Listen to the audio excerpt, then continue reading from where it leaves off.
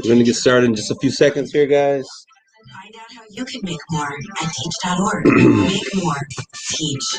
Brought to you by Teach and the Ad Council. This is the KISS community page sponsored by McDonald's, where you find out about all the events going on in the Great Lakes Bay region of Saginaw, Bay City, and Midland. Members of the Great Lakes Bay community are invited to participate in a community read of Kindred, a novel by Octavia Butler held by the Justice Library. The next community read is January 28th from 6:30 to 8:30 p.m. For community conversations. Good evening to everyone out there. Featuring facilitators who will guide the participants through a series of discussion questions about the book. All conversations are free, but 1 minute. participants are asked to register for the session in advance. You log on to the KISS community page for more information. Captivating moments and telling stories one click at a time. A collection of works by 8 Through Our Lens Michigan photographic artists. The exhibition is on display now through January 22nd at the Anderson Enrichment Center at 120 Ezra Russ Road, across from Ojibwe Island in Saginaw. Hours are 9 a.m. until 3 p.m. Monday through Friday. You can log on to the KISS community page for more information. Community organizations can submit their events through the KISS community page at least 2 weeks in advance. Please note that all events are subject to change as we continue to follow COVID-19 guidelines. For more All right, let's get in here for this conversation. KISSWCLZ.com, sponsored by McDonald's. Tweens have mastered the art of tuning out. Jen, there's a spider in the car. We're turning your room into a home gym. 30 seconds, stand by. What's that? Some messages 30 need seconds. to get through, like making sure they're buckled up the whole ride, every time. Do whatever it takes to make your child listen. Jen, I friended your boyfriend. Wait, what? Buckle up, sweetie. Never give up until they buckle up. Learn more at safercar.gov/kidsbuckleup. They got commercials too. Highway Safety Planning. What's that? You got a commercial on your show. Okay. I can give you 2 minutes if you want. All right, that sounds good. Just let me know. All right. Home of the Steve Harvey Morning Show. It's simply the best R&B all day. It's everywhere. Your smartphone, the JOB, and your Alexa smart device.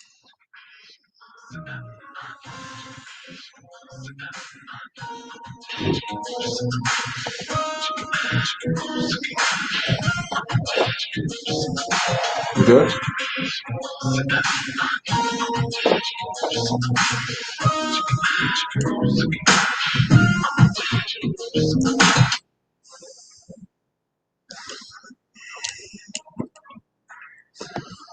Well, good evening, Saginaw. You've tuned in for another discussion field hour with your man Kareem Bowen. This is another edition of Straight Talk, and I'm excited that you guys have tuned in with us on today. We've got a great show for you today, as always. Today we are going to have the one, the only, the magnificent Sierra Warren. Those of you who know who Sierra is, you guys will know that she is the creator and the owner of Delicious Sweets Bake Shop. She's going to come in. She has an amazing story. I just saw something today that she's getting ready to open up location number 3. So if you are an entrepreneur and you're out there and you're trying to get things going and you want to make great things happen, I want you to tune into this conversation, because we're going to talk about not only what it takes to be great, but how do you continually grow your business? How do you take your business from concept to reality? And then after you get your business going, how do you begin to grow that thing? And so we're going to have a great conversation with her today when she tunes in just a little bit, probably about 1/4 past the hour. I want to thank all of you guys that are tuning in via social media land. Please like, tag, and share this conversation for us so that we can have a good time. Today, I got my man, the Rob Father, riding shotgun with me here in the studio with me. Rob, what's going on, my man? What's up, Kareem? Good to see you again. Hey, Actually, it's a new year for me, so happy New Year to you. It's a new year for you. Please explain, Rob. Please explain. Listen, well, I started my radio show, Classic Soul Sunday with the Rob Father, heard Sundays from 1 to 5, plug, with James Brown's Funky President. I've been waiting 4 years to play that song. Funky President. Funky President. People is bad, you know. So look it up, everybody. You can check it out there. So you got your opportunity today to play your song. And I said, I've been waiting 4 years to play this song. Yes, it's a brand new Funky. Because I played it at Barack Obama's first. His inauguration. Yeah, so okay. You know, and every 4 years I played it. Then we got Mr. You know who. So I said no. All right, so here we go. So Rob is geek. He's got a new year. He's got a new president. and he's got James Brown in his ears. All right, so we're talking about preparing for greatness, and I told you who our guest would be on today. But you know how we do this. We want to get straight to the heart of the matter. No tracer, no filter, talking about what's going on. Let me share with you what's on my mind, all right? And I do see our special guest. She is in the green room right now. She's back there waiting to come on. Sierra, just make yourself comfortable. We'll be bringing you on in just a few minutes. But I want to talk about what's on my mind, all right? So starting out today, all hearts and our prayers go out for the Aaron family. The great one-time home run king, Hank Aaron, has gone on. He's transitioned to be with the Lord at the tender young age of 86 years old. And you know, Hank, he was not, and it's funny because I was listening to Joyce at the conclusion of her show, and the president of the NAACP, Mr. Pruitt, talking about it. One of the things that people don't realize about Hank is that he was an extreme philanthropist. So there are so many programs that are in the ATL area that he has fostered and put his name on, and has used his name and his image to raise so much money for great charities around the world. So he will be missed in that community. I know that the mayor of Atlanta, Keisha Lance Bottoms, was like, we're not just losing the home run king, but we are losing someone who has impacted so many lives with his work as a community philanthropist. Well, it's important to note because he went through a lot of racial bias and whatnot, and the stuff he went through is amazing how he could just look at that and still give back to the community. Absolutely. In spite of all that. Absolutely. So I praise him for that alone, you know, other than his baseball career. You know, they fought him to get everything that he had, and then once he got it, he was willing to give it back. Exactly. That's powerful. Yeah. Well, and I just gotta say this, y'all know I'm not anti-vaccine. I'm not pro, but you know, Vicky asked me when I was going to take the vaccine, and I said yes, of course. As soon as the this administration says it's ready for me, I'll be there. So Rob is ready, but I think it's worth bearing to note that Mr. Aaron did die 2 days after receiving his vaccination. And so I don't, I'm not trying to put panic out there. But I think that we have to be fully aware. There are a lot of pros to what's going on. And as we look at what's going on, there are new variants that are out there, which makes it much more detrimental for us to handle the issues and to get the vaccination out for all of you people to take it. Because the more this variant, so the variant that we found initially in the UK, initial thoughts were that it's not more deadly, but it's more contagious. But now there has been some new stages, that it may be more deadly as well as, And so it is here in Michigan. And so we want to make sure that we are just really making a wise, informed decision. Let's pray about what we're doing. This is a very sticky situation. Now there's one in Africa, South Africa, that is more contagious as well as being more deadly. And they're not sure exactly how this vaccination plays, at least the Pfizer vaccination, if it actually works on this particular strand or not. So we're going to be very cautious. I'll give you all the information that I can as soon as it comes in here. But I want you guys to be aware and informed and equipped and empowered so that when it comes time to make those decisions, you know what to do. But they're vaccinating people left and right. I can't wait till my man Rob come up here. He comes in here and he starts jerking. And so I'm going to let y'all know what's going on, all right? Now, hold on now. I have a comment for that. You see, I'm already still on a lot of vaccines from being in the military, going to different countries and whatnot. So I think a lot of that, plus the fact that I'm grown and sexy, with just protecting all the way through. Help Jesus. Help there Jesus. You go. I said it. This is a serious information show, not a comedy show, Rob. You need to take that somewhere. Okay. All right. So once again, one of the things that we found out that, this COVID vaccination, there was no plan in place for distributing this vaccination. That is very disheartening. But hey, that is the past. We're going to move forward. Dr. Birx is now coming out. Dr. Fauci been, going and saying what he wanted to say forever. But I think that there's an issue. I have an issue professionally with Dr. Birx coming out. Now she wants to report the things and discrepancies and the issues in the administration, but she would not do so during her time and her reign with the president. So it lacks credibility, and I think that she actually tarnishes her reputation, especially after all the work she has done with the AIDS epidemic. But it is what it is. But what I do want to say is that the goal is yet 100 or 1 million vaccination in the first 100 days. I don't know how we're doing, but we got to get some more vaccinations, y'all. All right, on to something a little bit lighter. And all of Detroit is on the lodge with it. Okay, Pardon Central. Everybody gets a pardon. You get a pardon. They get a pardon. You get a pardon. That's what in my mind when I heard all that, especially with Kwame Kilpatrick. Finally, no, I'm sorry, but all of these other high crimes, world changers, government overthrowers, everything that's going on. I was like, what about my boy Kilpatrick? He only lied about some sex things, right? He was texting some, he's got 28 different charges, 24 different felony charges against him, really centered around him using his text messages, trying to cover up information, destroying information, lying about the information.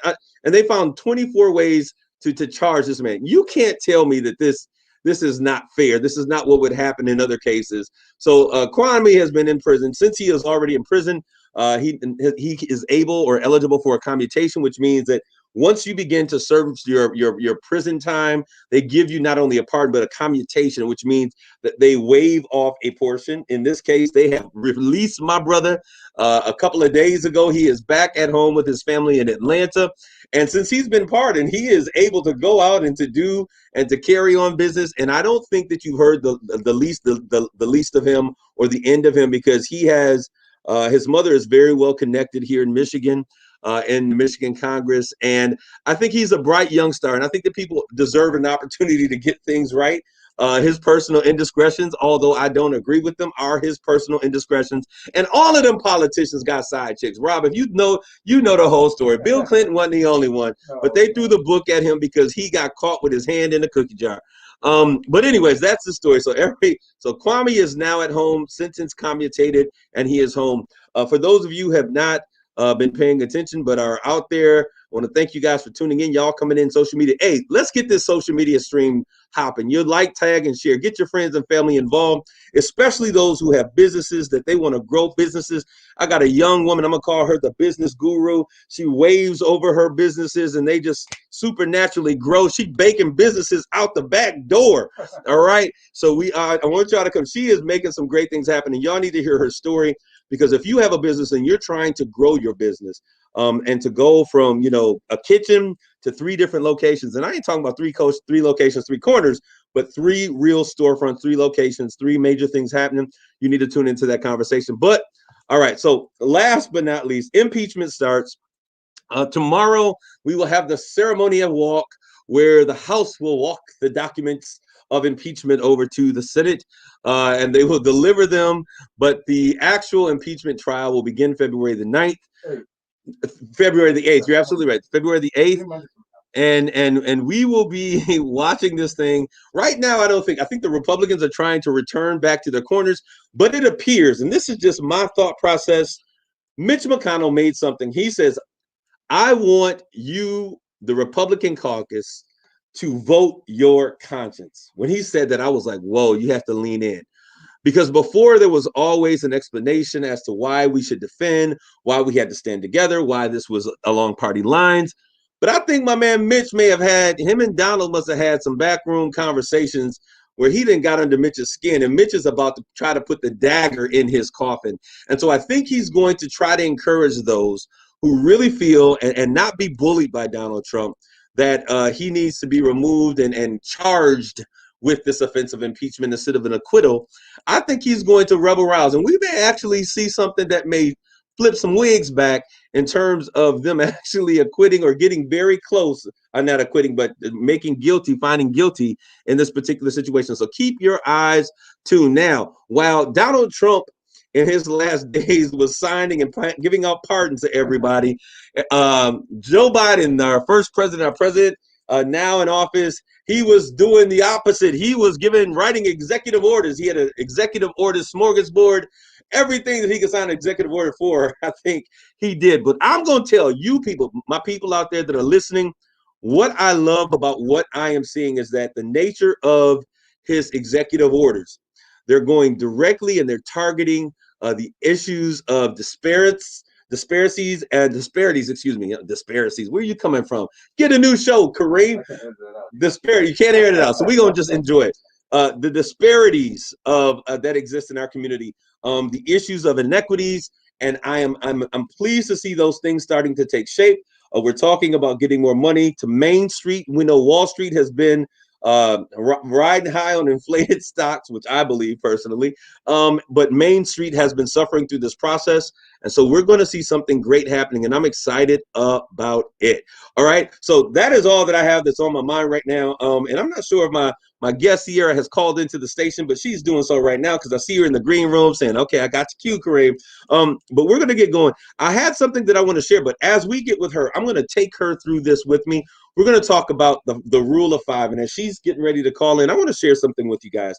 Anyone out there, and I shared this with my church today, Rob, anyone out there that desires to be successful in anything that you do, you've got to begin to understand the importance of the rule of five. And this is not something that I made up, but it's something that John Maxwell said. And what he basically said is that it is better to do the right thing for a short period of time every day than to do the right thing for a long period of time occasionally. Okay.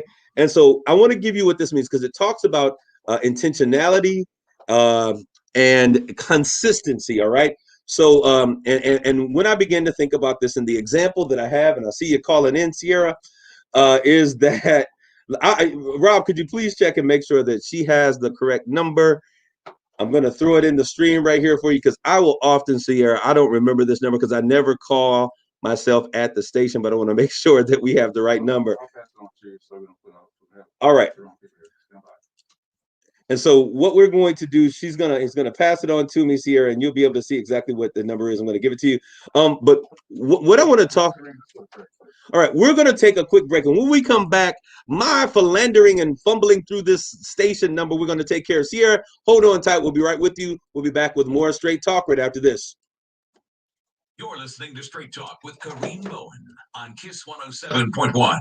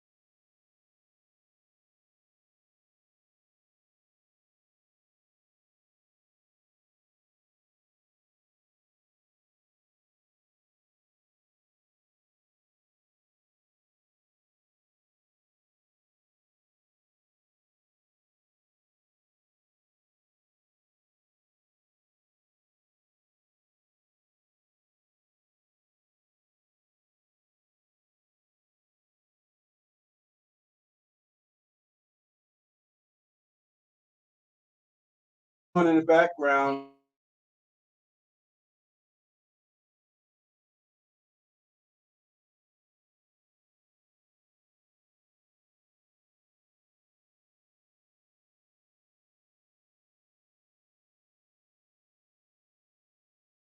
$20 seconds. All right, less than 20 seconds, y'all. She's on the phone. What's that? She's on the phone. Gotcha.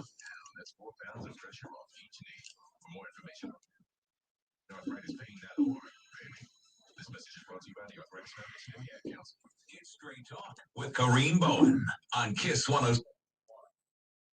All right, we are back. I am Kareem, and we are here with more Straight Talk with Kareem Bowen. I have with me, as promised, on the other side of that commercial, the dear, the beautiful, the lovely Sierra Warren.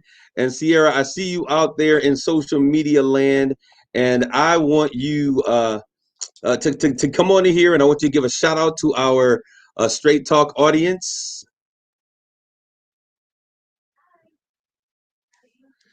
All right.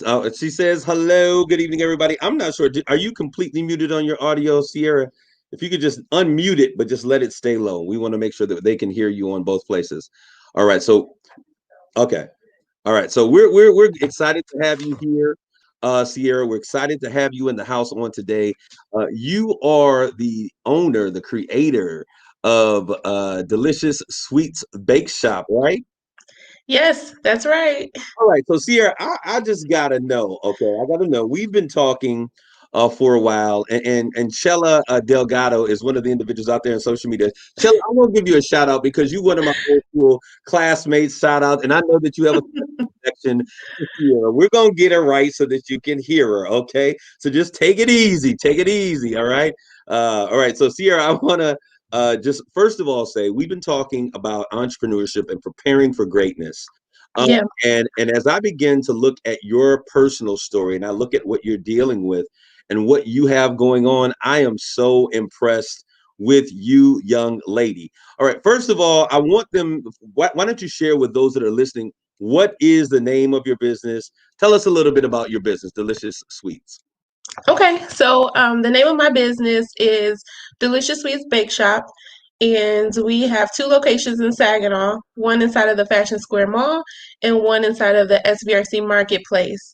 And we specialize in birthday cakes, event cakes, and then we also have like your things that you can't see at your everyday average bakery. So we have your homemade desserts, cake slices. We have cupcakes sometimes, but like our cake slices are huge and people love them because again, it's not what you can see at your average day-to-day bakery.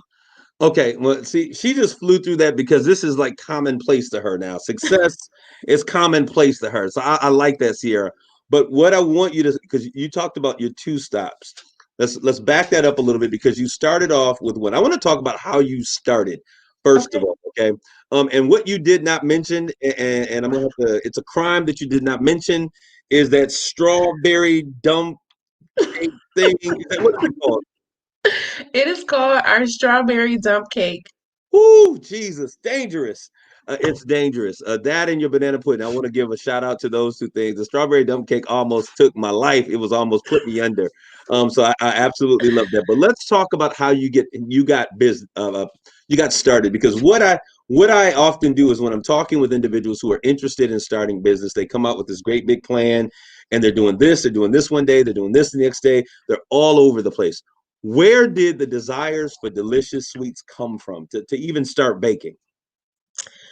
Okay, so when I was 11 years old, my mother, she was supposed to be making this cake for like my uncle's funeral, and she didn't have time to make it. So she would always have me in the kitchen with her. Now, my mom is not a baker, she's a cook, but she still did a little bit, desserts for the holidays and whatnot. So I was like, Mom, I'll make this cake, and I did the cake. We took it to my uncle's funeral, and everybody loved it. So they're like, who made this cake? And at 11 years old, I'm all excited, like, I made the cake, I made the cake, Wait a minute, because wait a minute, wait a minute, wait a minute. 11 years old. 11 years old, I made this German chocolate cake. So from there, I would have family members asking me to make cakes for them, but it was mostly just like German chocolate because that's what they had had. And eventually, I started trying new things because everybody was so excited about the cake. And I was excited too because they were excited. So a few years went by, I started making caramel cake. And at that time, it's so funny because my caramel literally looks like water. Like you can see through it. And I mean, now it's 9 years later and I've perfected the caramel, but back then it was just so exciting, because people, they were excited, they wanted to try it. My family was raving over it. So when I was 19 years old, I was sitting in my dorm room at Saginaw Valley, and I literally started typing a flyer for Thanksgiving. So I'm typing this flyer, and I start typing like delicious sweets, not as delicious sweets as the name of my business, but that my desserts are delicious. So I was typing it. I had maybe 10 or 15 things that people could choose from. It was my very first time at 19 years old. I put this flyer out. My grandmother, my parents, they took it to their jobs, and I got 27 orders. So Wow. I was so excited. I mean, at 19, it's my first time. I got 27 orders, and it was crazy. I literally saw my dad go to work, come home from work, go back to work, come home from work, and I was still in the kitchen. Wow. So after that, the 27 orders, everybody loved their stuff. They were raving over it, and it just gave me so much joy to see their excitement. So from there, people would ask me, can you make birthday cakes? Can you do this? Can you do that? I had no idea what I was doing. Okay, so you now I want you to share because I think that this is important. You had a passion, all right? Yes, I tell people all the time that passion is the fire of life. It is the fuel that runs the engine of purpose. When yeah, you get passionate about something, it helps you to begin to move that passion from your purpose from one place to the next. As I begin to look, so you're now 11 starting off, 12, 13. So the what was the first cake? German chocolate cake. You went from hmm German chocolate cake to a caramel cake. hmm And when has there ever been a time in the early stages of your process where you're like, man, I can't do this. I'm giving up. I'm throwing in the towel. This is crazy. Oh, many times, many times. And I think you said it, like you have to have passion. And like when you're starting a business, it can't be like your number one goal cannot be making money because it'll never work. I mean, it gets hard, you get tired, you want to quit, you want to give up. You be like, man, I'll just go back and I'll just do get another job, work two jobs, whatever. I don't want to deal with people and the trial and error. It gets hard. But if you have passion for it and there's a deeper reason for what you're doing, over making money, then that'll take you far. You have to have that because then otherwise you will give up. You just gave a major principle that I think people need to understand something. You talked about passion and purpose. Whenever I talk about passion and purpose, I get excited.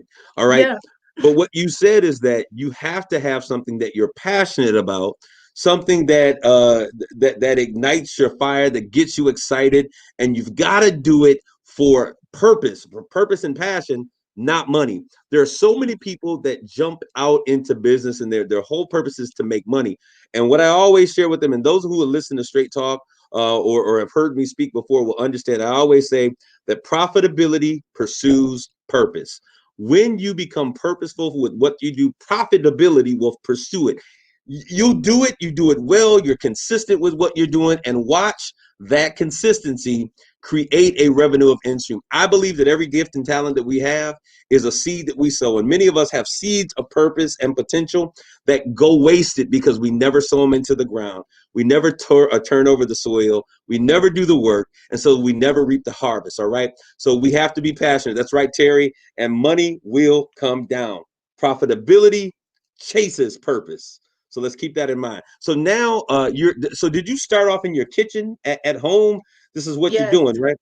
yes, absolutely. So I was in college when I actually started the business, and I started in my parents' home.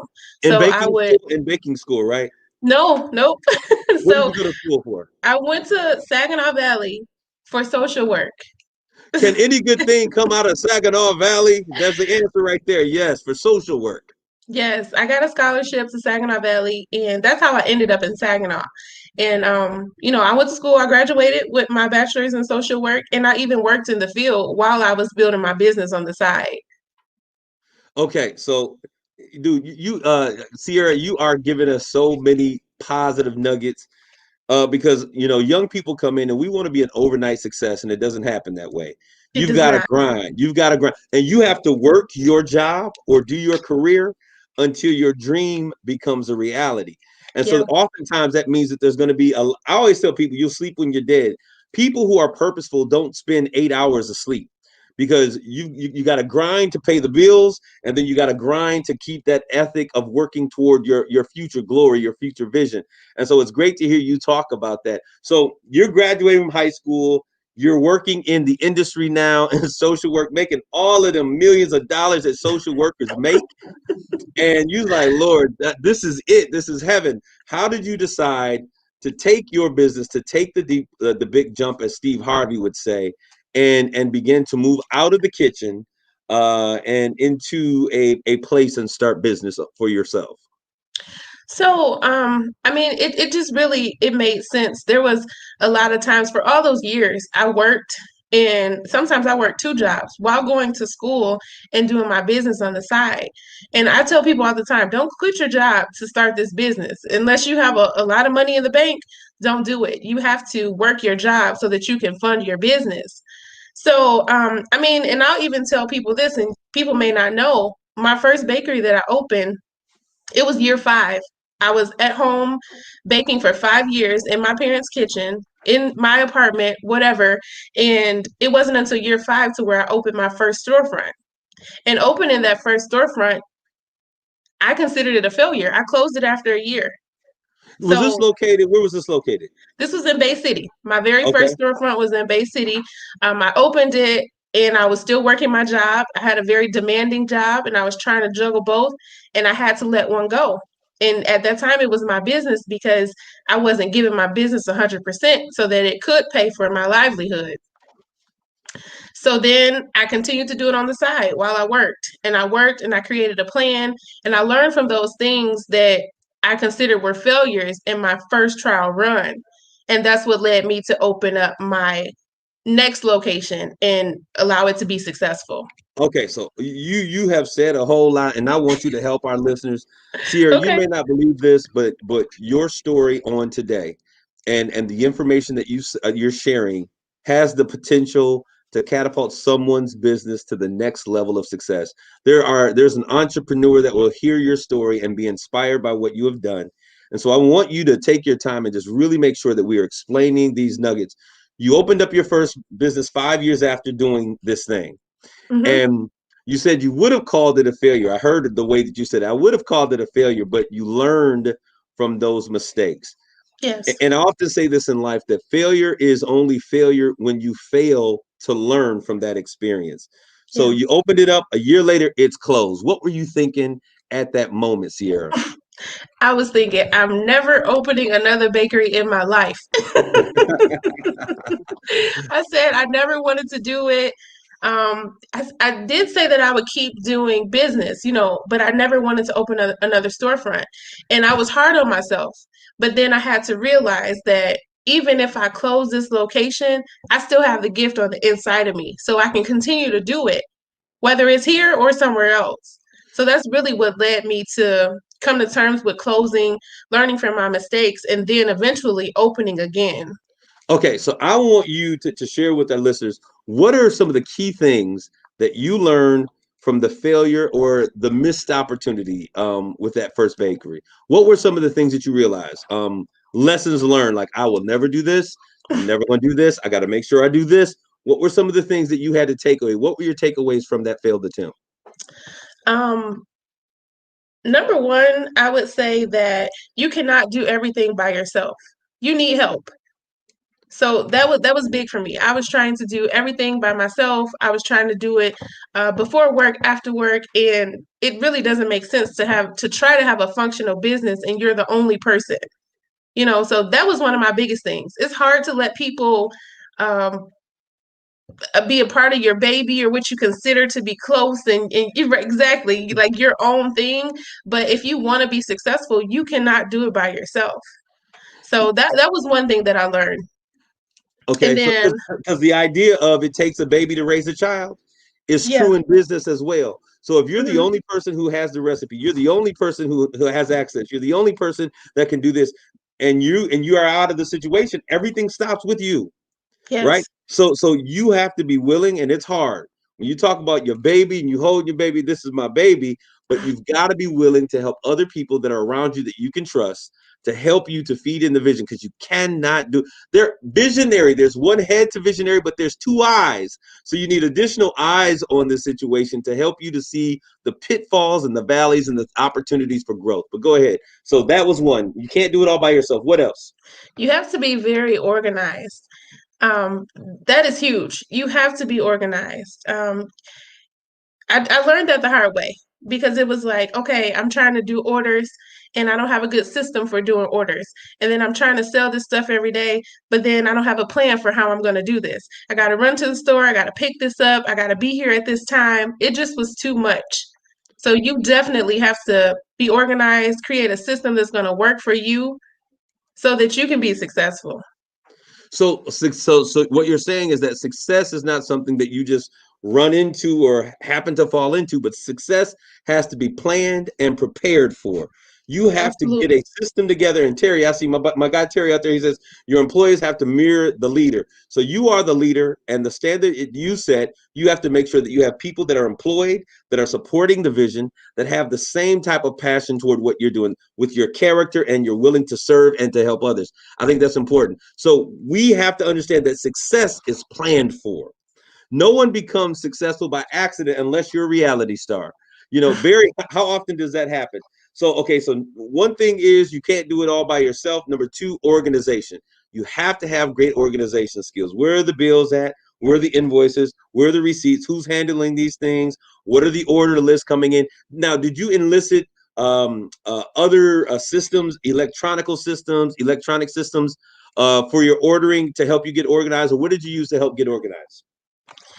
Yes, that's what I did. At that time, I didn't have the website and all of that because I was just getting started. But I got a good calendar and I wrote everything down. And when I completed it, I checked it off. There is, for those of you who are listening, those entrepreneurs who are listening, what she's talking about is finding a way to really map out your game plan. And Franklin Planner, I think it is right now, has an online component of that. A part of it is free, or you can get the bigger version of it that is digitized, and it will keep your calendars, your dates, your appointments, all of those things, so that you can have your week at a glance. You've got to see where you're going and be able to map that thing out. Okay, is there anything else about that first attempt that I think that you think is necessary for people to understand in terms of moving forward? How did you motivate yourself to move forward after that? Well, you know what? I realized that I still had the gift and I still had the passion. So I had to look past the things that I considered to be failures and learn from them. And then I just dive right back into it. So a negative outcome didn't deter you. Understood that you were still capable, even though you didn't put everything in order. All right, so Yes. we get through this process, and this is for those individuals out there. They failed again. What would you say, Sierra, to someone who says, I started business before, I ended up with debt. I did this thing, it didn't work out right. All I ended up was debt, and I'm afraid to try again. What would you say from your experience to encourage someone out there? Absolutely. Chella says, look past what you can see. What would you say to encourage someone out there who has failed once before, and they're afraid to do it again? What would you say to them, Sierra? What did you learn? Well, I would refer them back to their purpose and ask them why exactly did they start in the first place. And that's what allowed me to look at, like, is this really what I want to do? It was something that I just couldn't get away from. So I knew that's what I'm supposed to be doing. I'm supposed to be baking and touching people's lives in this way. So once I got past what didn't work, it was easy to look at the purpose and keep going. So I would tell someone to go back to their purpose. And then I will also tell them to write down the things that did not work and to remember those things so they don't do the same thing again. You know what, Sierra? I would probably go one step further. Not only write it down, I would write it down, make a picture of it, frame it, and put it on the wall. We will Yeah. never, ever, ever do these things again. And so I think that this is great. But you also speak to things that are so important. So you said write it down. What was the thing that you said right before that? Because you said something that was so powerful before writing it down. You just sharing this information, and I can't get it. But Terry out there said, passion has to override your fear. And that is so true. You cannot quit. You have to write it down, because if it isn't in writing, it does not exist. And I say this to people all the time, just like your plan. You had to have a vision plan, right? I know what it was. You went back to what is your why. Before you even start your business, those who are listening, and you say, hey, I want to do this. I want to ask you a question. What is your why? My dear friend, Barb Littles, she always, everything, I'd be like, Barb, I want to do this. And she'd be like, Kareem, what is your why? What is your why? And when something doesn't go right, or if you have great success or whatever, you have to remember what is your why. And your why is the thing. What is your motivation or your reason for doing what it is? Why are you starting this business? Are you doing this for financial gain, as Sierra said, is the worst motivation? Or what is it that is about this particular thing that you see? Is this something that you find to be a part of your future goal? Is it a part of your ultimate vision, your overall plan for life? You have to understand your why before you even begin, because when it gets hard and you have those failure opportunities, which you will always have a moment of failure in your success. Nobody just gets on it and goes straight to the top. When you get to those moments and you're down, you've got to begin to remind yourself, this is why I'm doing what I'm doing. The other thing, Sierra, and I want to talk about a business plan, because there's a lot of people out there that just want to start business. They do something good. What about business plan? What did you learn? Did you put together a business plan? How did you come about that process? I didn't put together a business plan in the beginning because honestly, like I said, I went to school for social work. I didn't even know that I was going to be opening a bakery. It was just a gift that I didn't know I had. So eventually, once I did establish business, I did create a business plan. And it kind of just gives you a visual of where you want to go and how you plan to do it. And And so I mean, a lot of people say this, like, if you don't plan, then you plan to fail. So that's really like your almost your guiding light to what you should do and how you should go about doing it. it is the heartbeat of your business. I mean, if you think about it, it is the vision. It is the thing that allows you to know exactly where to. So when another idea comes up, you have to go back to your business plan and say, is this in alignment with what I said that was my why in the very beginning? And if it isn't, you have to be willing to say no. There is a lot of sacrifice. And Sierra, that's what you're talking about. You as a young entrepreneur, and you may not term it that way, but you're saying that you had to be willing to sacrifice something. So you couldn't quit your job because you needed to work your job to pay for your dream. And many people want to say, I'm just going to jump out, I'm going to quit everything, and I'm going to start this thing and make it happen. And they end up depressed because now you don't have a job, you don't have an income, and your dream is drying up. So you have to be willing to sacrifice. And the first thing that you have to be willing to sacrifice is your private time and that expendable income. Because what you have has to go into, you're going to sleepless nights and all of those things. All right, Sierra, I want us to move. Now we have your first location. Your first location on your Revive was where? Was it at the SVRC location, or where was it? Yes, it was at the SVRC Marketplace. That's when I opened up again, and it was just a fresh start. Okay, and so what made you go there? Of all the places you could start, why did you go there? You know what? It's so funny because, like I told you, I didn't plan to be a baker, to open a bakery, but it just like God always leads me into these places and meet these people, and I just end up doing these things. And it's like that's one thing. You have to be led. You just can't be out there doing anything. So I went to Saginaw Business Expo, and I met Noelle, who owns the Falafel Hut. Okay. She's great. So she told me, like, oh my goodness, this cake is so good. You need to be in the SVRC Marketplace. Now, at that time, I was not thinking, like, oh yeah, this is great. Let me just open up again. But it made sense because I was still doing this before work, after work, on the weekends. I'm still building my business. So it made sense to have an actual location for my customers to come to. And then I don't have to meet people at Speedway and meet people at Cube Smart parking lot. I mean, I'm sure there's people out there listening now. My customers, they met me at work in the parking lot to get their desserts. And, So and it's it and just it's made and sense.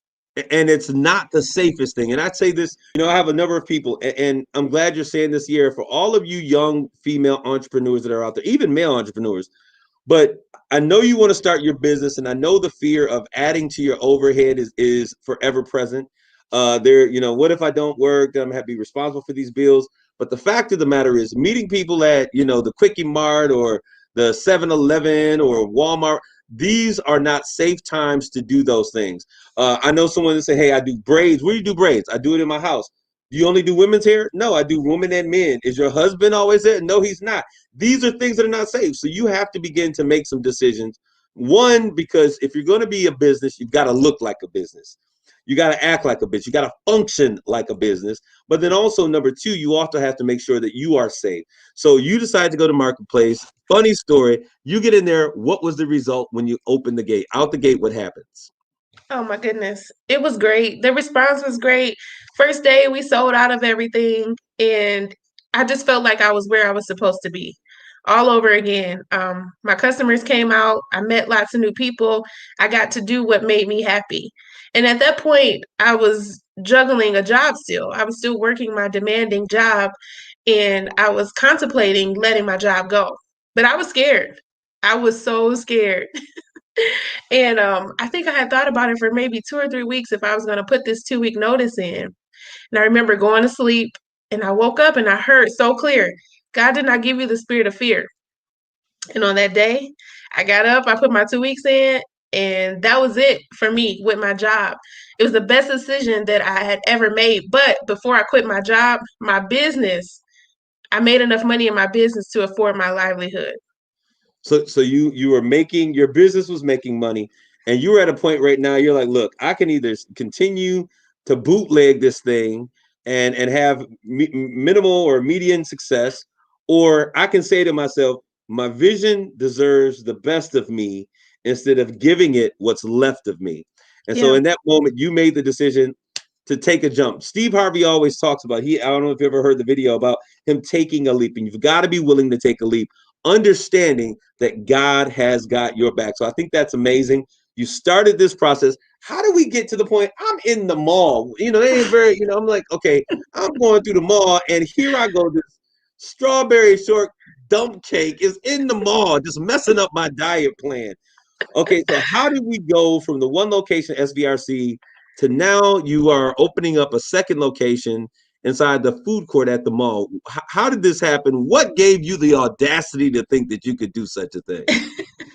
You know what? Let me tell you, it's all about meeting people and people who you network with. So I met this wonderful couple, Sherelle and Dante Daughtery. They own Circus Time Snacks. So we became neighbors at the Black Arts Festival. We were both selling our products or whatever, and they introduced me to the lady who was leasing at the mall. And they're like, "You should go in there. You do great out there." So every time I got ready to go into a place, I was connected by somebody else. And before I did it, I remember sitting in the mall parking lot and I had the application in, and I'm asking God, "Are you sure you want me to do this?" And I'm like, 2 locations? Are you sure? How am I going to do this? And I felt peace about it, so I did it. And when I did it, I think this is one of the most important things. I did not have all the money to open this location, but I did have a functioning business where I was making money. I didn't have all the answers, but I had a plan. So I worked that plan and I opened that location in the mall, and I didn't know how it was going to work, but I was all in. I was dedicated, and I knew what I needed to do to make it successful because I've learned from my mistakes in the past. So I just went all in, gave it my all. Sleepless nights, staying up late, waking up early, not going to sleep, making orders, taking extra orders, working hard, advertising, everything. No excuses. I gave it my all. Scared money don't make money, right? At So all. you had to be willing to take a leap. This is absolutely amazing, and I thank you for this conversation. As we continue now, I want to get to the fact, because you got some great stuff that's happening right now, and I think that you need to be able to share what is on the horizon and what you are doing. I got you, Shelly. She said God is always providing for what He says He would do. Now, this is the key thing. If you never jump, you'll never need a parachute. And many people are waiting to have a parachute, but that's not how that's not how destiny operates. You've got to be willing to jump first. And when you jump, everything that is necessary for a safe landing is going to be made manifest. But it happens on faith. And I call it faith. You call it faith as well. Mhm. Faith only operates when you move first. If we're stuck in the same place saying, one day I'm gonna do this, one day I'm gonna get it going, one day when I get an opportunity, one day I'm gonna do, one day will never come. It'll never take place. You've got to simply take a leap of faith and trust that when you begin to move, the provision is going to be manifested for what you're trying to do.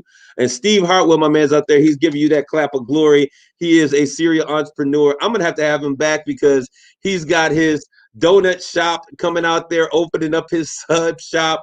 It's the Sugar Shack. There's so many great young entrepreneurs doing great things in the city of Saginaw. And I'm just glad that I'm able to be a voice to allow you guys this opportunity. All right, so drum roll. What's happening next for Delicious Sweets? Oh my goodness. We are opening our 3rd location inside of Great Lakes Crossing Outlets in Auburn Hills this spring. This coming spring, one for the Father, one for the Son, and one for the Holy Spirit. I know you're a spiritual woman. You're a woman of God. And so I'll share that. So now this is at Great Lakes Crossing. Where are you in the food court area there as well? We are very close to the food court. It's like when you're walking up to the food court, we're right on the side. Soon as you turn the corner, there's a food court. So you might as well say we're right there. Wow, this is so. What are you across from? Where are you going to be located near? We are near Rainforest Cafe, Sea Oh, Life Aquarium, Hot Topic, that's where Finish I always come Line. in at. That's where I come in at. Yep, So the it's not too rainforest. far from the movies. All right, awesome. So you're in a good location then. So I can, Yes. so don't y'all go down there and be going to Sierra Delicious Sweets, and then y'all get y'all little strawberry dump cake and put it in your purse and take it into the movie theater when you go watch a movie. I'm not saying nothing, but I know people who do that kind of thing. Not me, but one of our people out there said that they can't wait to try some. When things are meant for your alignment, Terry Reed says, shows up first. Your alignment shows up first. Slowing down and listen to your spirit, man, always paves the way. So now we have 3 locations. What is the plan? Okay, because I'm going to tell you, we have to have a conversation off because something just dropped into my spirit that I want to share something with you. I think there are some things that you can do because you need to now have this particular business work for you when you're not working, if you understand what I'm saying. So let's have a Yes. conversation after. I'll share some key things that I want to see happen, and I think that you should begin to look for that are going to be great opportunities for you. All right. Okay. So we're now look. She's like, okay, whatever you got, bro. But I need to understand when I met you, and I met you. I was in the mall being greedy, man. Right? I'm not eating sweets. I promise you, I'm not eating sweets right now. But at this particular time, when I came into the mall and I was ordering. I think I got. I'm not gonna tell them all everything that I got because, but it was just sad. I wanted to taste everything, and so I came in, and while we were talking, I was talking to the lady at the register, and you were like, "You're Kareem? Are you Kareem?" And I'm like going, "Oh my goodness, the food police is out. I'm guilty." But it was just our conversation. So I don't know you more than seeing you that particular day. You follow on social media, but we're not people that just kind of hang out and chill. But I recognize something about you. I recognize one that your businesses do well because you have the right spirit and the right attitude towards your customers. Because you are very friendly and kind to everyone. Customer service is a dying art, and every single time that I've come there, whether it be from Chella or from Lisa or whomever it was over in SVRC. What's her name? I forget her name all the time. Sean. Sean. Whether it's Chella, I'm just sad that I know these people behind Chella or Sean or whomever or yourself. They have always given amazing customer service. And so somebody's saying so good, Pastor. Don't put in social media what we bought. But I want to begin to talk. So we're looking at this. What is the plan and what is your vision moving forward? Now there's 3 locations. What is it that you plan to do? What is on the horizon for you as the young entrepreneur? You know what? Honestly, I really get my direction from Holy Spirit. I do what I'm led to do. I didn't plan to be in any of these places. So, of course, we're going into Great Lakes Crossing. We're going to rock out and do our absolute best there. And then the goal is to open up somewhere else. And it's not just opening up these businesses in these areas, but we really want to, it's like a ministry. We want to impact people. They come in and they buy a piece of cake and they may not be feeling well. They may be having a down day, and the conversation they may have with us can brighten their day.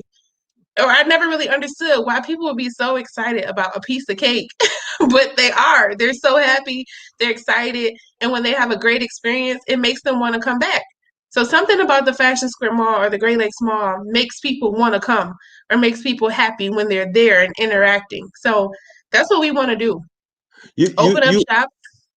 What I was going to say is that you operate in a space called comfort food, and people, and you could imagine, and I'm saying this because you are actually tapping into a niche, and I don't even know if you realize this or not.